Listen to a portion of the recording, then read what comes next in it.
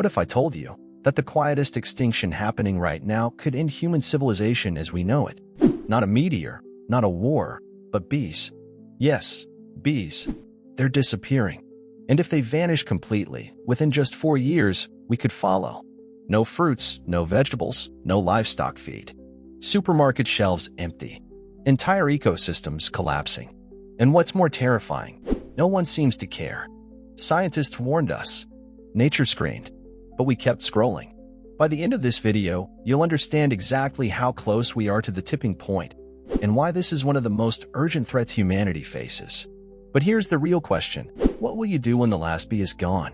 Hit like, subscribe, and let's go. Today, you walk into a grocery store and barely think twice. Apples stacked in perfect pyramids. Almond milk in 6 brands. Strawberries in December. It's all normal, predictable, even. But beneath that comfort lies a fragile system, one most of us never see, and it's buzzing on borrowed time. Bees, those tiny striped workers of nature, are responsible for pollinating over 75% of the crops we eat. Not just honey, but almonds, avocados, blueberries, cucumbers, even coffee. Without them, the food system as we know it begins to crumble. And it's already started. Over the past few decades, global bee populations have plummeted. Pesticides, habitat loss, monoculture farming, climate change, all of them slice away at their numbers, year after year. Scientists call it colony collapse disorder. But most people, they call it nothing. They don't even notice. Because the shelves are still full for now. Technologically, we've advanced like never before. Artificial intelligence, vertical farming, drones. We can map genes, build robots, reach Mars, yet we can't stop the slow death of a species that holds up our entire food chain. It's ironic, isn't it?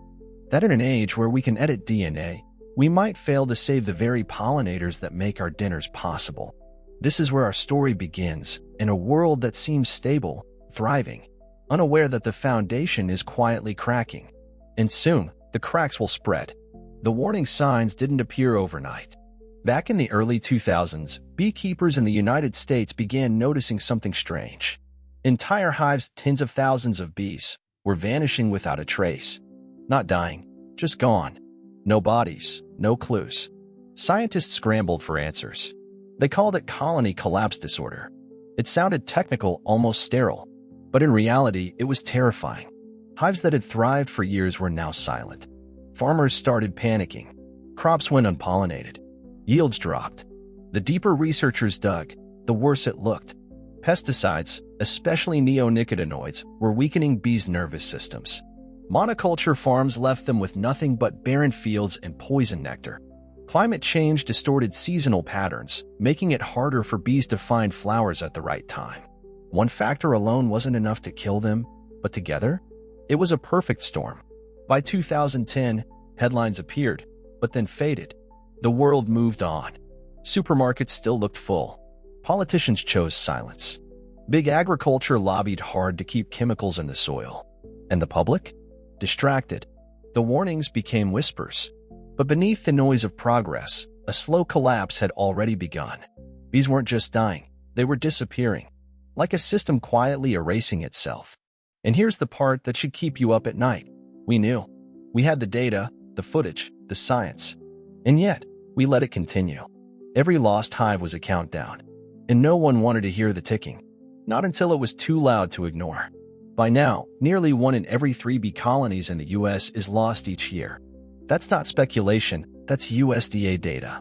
In some regions, especially California's Central Valley, the world's salad bowl, almond growers are forced to truck in millions of bees across state lines just to get a harvest. Without that artificial intervention, entire harvests would fail. But here's the chilling part. Those bees are getting weaker. They're overworked, underfed, exposed to chemicals, and collapsing at faster rates each season. In China, in some provinces, bees are already functionally extinct. There, humans now climb trees to pollinate apple blossoms by hand, with brushes. Imagine that on a global scale, hand-pollinating trillions of flowers every year just to survive.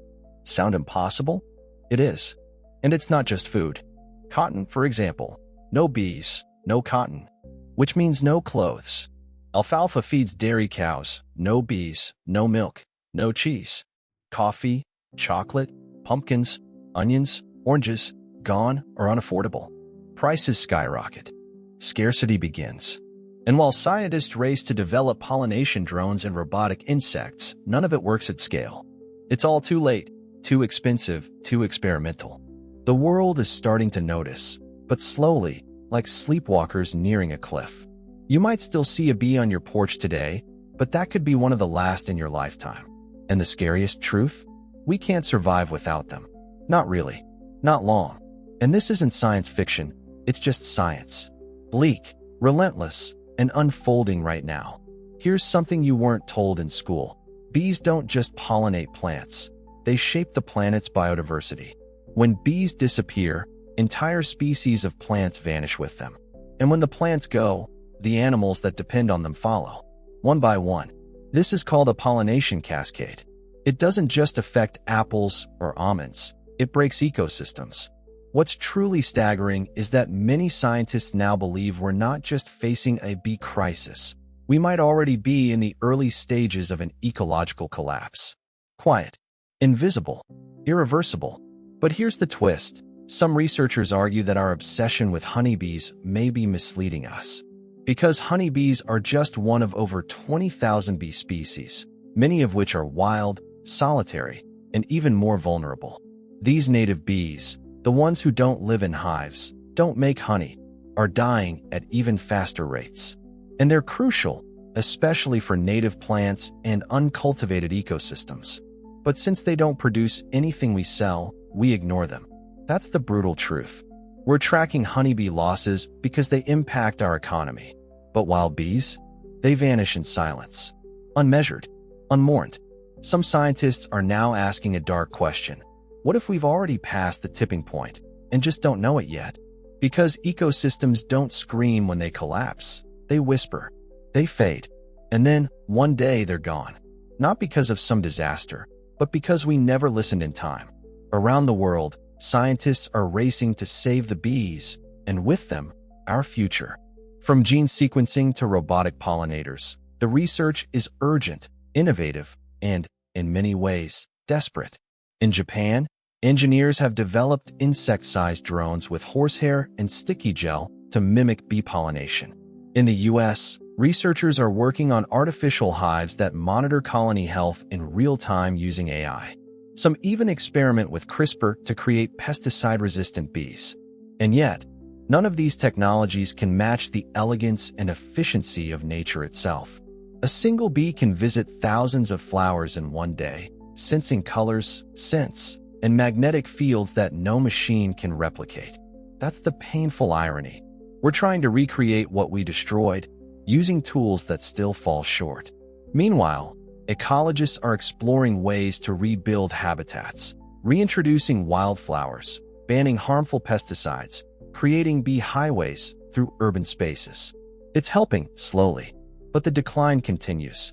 And for every headline of progress, there are 10 silent failures. Species that go extinct before they're even studied, forests that no longer bloom. The science is there. The data is overwhelming. But the question remains, will we act fast enough? Because even with all our technology, one brutal truth remains. We still can't manufacture a single bee. Not one. And without them, all our machines, all our AI, all our inventions mean nothing. Some say it was inevitable, the price of progress. We wanted more crops, more profits, more control. So we created farms that stretched for miles, but offered bees no shelter. We sprayed pesticides to protect our yields and poison their brains. We bred them to be efficient, but stripped them of resilience. And now, some scientists whisper a haunting theory that we didn't just let this happen, we engineered it. Not out of malice, but out of neglect. A system optimized for profit, not for survival. Others go further. They suggest the focus on honeybees, the commercial kind, may have distracted us from the deeper loss, the collapse of wild pollinators, quietly erased by urban sprawl, climate shifts, and invasive species. They weren't tracked. They weren't protected. And now, many are simply gone. Still, a more controversial theory lingers in academic circles. That maybe the system wants synthetic pollination. Controlled, predictable, profitable. No wild cards, no nature, just machines. If we lose the bees, we lose the chaos of nature, but gain the comfort of control. But at what cost? Because here's the paradox. In trying to perfect the world, we may have severed the very thread that kept it alive. Every technological leap cast a longer shadow. Every innovation had a price. And now, with the world teetering on the edge, we're forced to ask, was this progress or a slow, calculated suicide? This is the cost of control. The moment finally came, and it wasn't explosive. It was quiet. The flowers stopped blooming when they should have. Crops failed without warning. Food prices spiked, then supplies vanished. Supermarkets closed. Fights broke out over sacks of rice and cans of soup.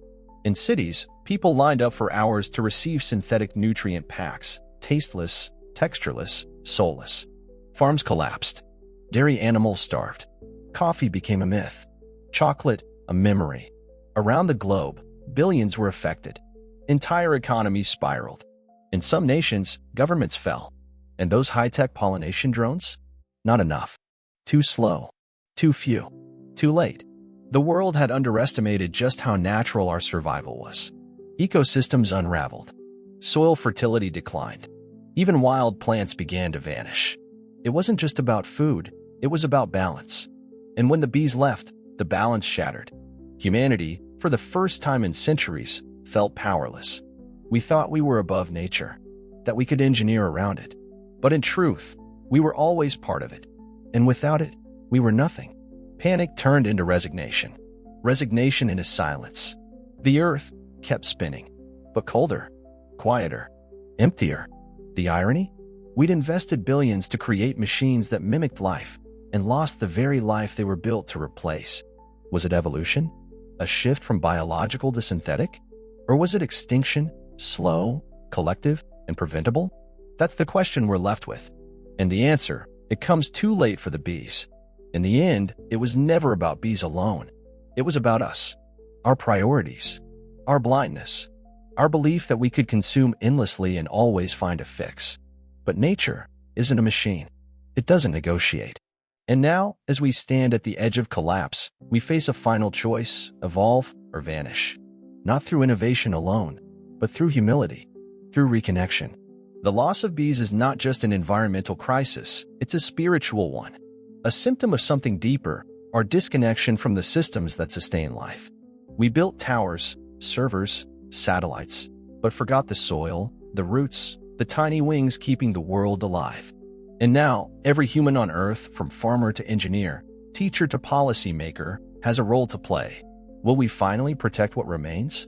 Will we rewild our cities, end chemical farming, plant for pollinators, choose balance over convenience? Or will we wait, again, until silence falls? This isn't just about saving bees. It's about redefining what it means to be human in a world that's asking us to listen. The path forward isn't easy. It requires change, deep, systemic, uncomfortable. But the alternative is emptiness, lifeless skies, hollow fields, and a future built on synthetic survival instead of living harmony.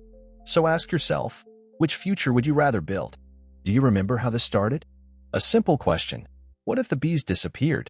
Maybe, back then, it felt distant, hypothetical. But now, can you feel it? This isn't fiction. This isn't a future someone else will face. It's already happening. Maybe not on your street, not in your grocery store, not yet. But it's coming quietly, steadily. And that silence? That's the sound of something precious slipping away. I'll be honest with you, this story terrifies me. Because it's not just about insects. It's about our blindness, our refusal to act until the damage is irreversible. It's about what we value and what we throw away. I think about my own life.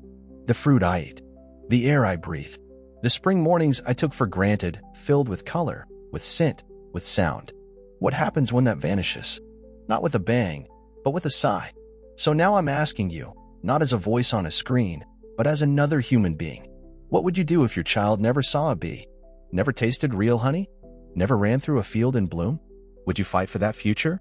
Or scroll past it? One more time? Let's be real. This isn't someone else's problem. It's ours. Right now. Right here. So tell me, if you've made it this far, what do you think we should do? Drop your thoughts in the comments. Share what scares you, what gives you hope. And maybe, just maybe, we'll start listening before the last wing stops beating.